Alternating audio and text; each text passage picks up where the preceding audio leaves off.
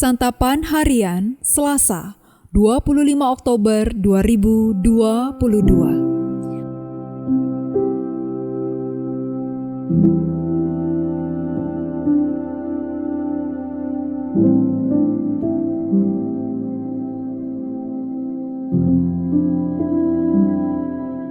Inilah program Santapan Harian, sebuah program yang mengajak Anda menelusuri isi Alkitab, agar Anda menemukan makna firman Tuhan sesuai dengan konteksnya.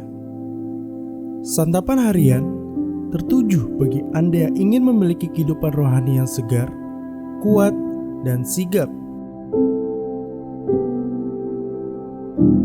Hari ini kita akan membaca Ulangan pasalnya yang pertama, ayat yang pertama hingga ayatnya yang ke-8. Namun sebelumnya, mari kita berdoa.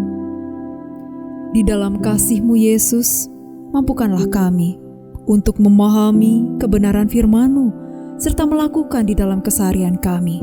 Dalam Kristus Yesus yang memampukan kami. Amin.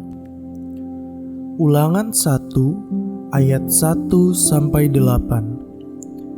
Inilah perkataan-perkataan yang diucapkan Musa kepada seluruh orang Israel di seberang sungai Yordan, di padang gurun, di Araba Yordan, di tentangan Suf, antara Paran dengan Tofel, Laban, Hazerot, dan di Zahab.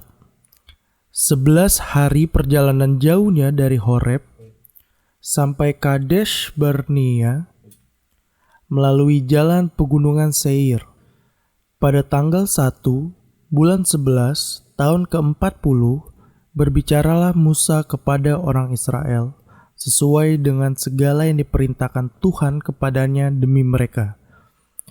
Setelah ia memukul kalah Sihon, raja orang Amori, yang diam di Heshibon, dan Og, raja negeri Basan, yang diam di Ashitarot dekat Edrei, di seberang sungai Yordan, di tanah Moab, mulailah Musa menguraikan hukum Taurat ini, katanya, Tuhan, Allah kita, telah berfirman kepada kita di Horeb, demikian, telah cukup lama kamu tinggal di gunung ini, majulah, berangkatlah, pergilah ke pegunungan orang Amori dan kepada semua tetangga mereka di Araba Yordan, di pegunungan di daerah bukit, di tanah Negeb dan di tepi pantai laut, yakni negeri orang Kanaan, dan ke gunung Libanon sampai Efrat, sungai besar itu. Ketahuilah, aku telah menyerahkan negeri itu kepadamu. Masukilah, dudukilah negeri yang dijanjikan Tuhan dengan sumpah kepada nenek moyangmu, yakni Abraham, Ishak, dan Yakub, untuk memberikannya kepada mereka dan kepada keturunannya.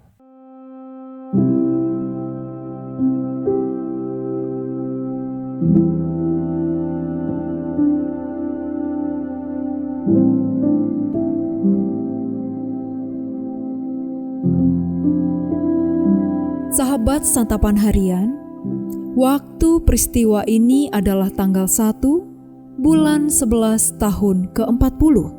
Berarti 2 bulan lagi genap 40 tahun umat berkelana di padang gurun. Karena itu mereka sudah mau bersiap-siap untuk menyeberangi sungai Yordan untuk masuk ke Kanaan. Karena dosanya, Musa dan Harun tidak boleh masuk Kanaan. Pada saat itu Harun sudah meninggal, maka Musa kemudian memberikan pesan-pesannya dalam kitab Ulangan ini untuk generasi kedua yang akan masuk ke Kanaan. Saat itu mereka sudah mengalahkan Raja Sihon dan Og, dan karenanya mereka bisa dengan tenang tinggal di bentangan Moab sebelum mereka menyeberangi sungai Yordan. Musa menekankan firman yang Tuhan telah berikan bahwa sekarang sudah tiba waktunya mereka pergi ke daerah orang Amori dan Tuhan telah menyerahkan negeri itu kepada umatnya. Oleh karena itu, Tuhan memerintahkan mereka, masukilah, dudukilah negeri yang dijanjikan Tuhan dengan sumpah kepada nenek moyangmu, yakni Abraham, Ishak, dan Yakub, untuk memberikannya kepada mereka dan kepada keturunannya.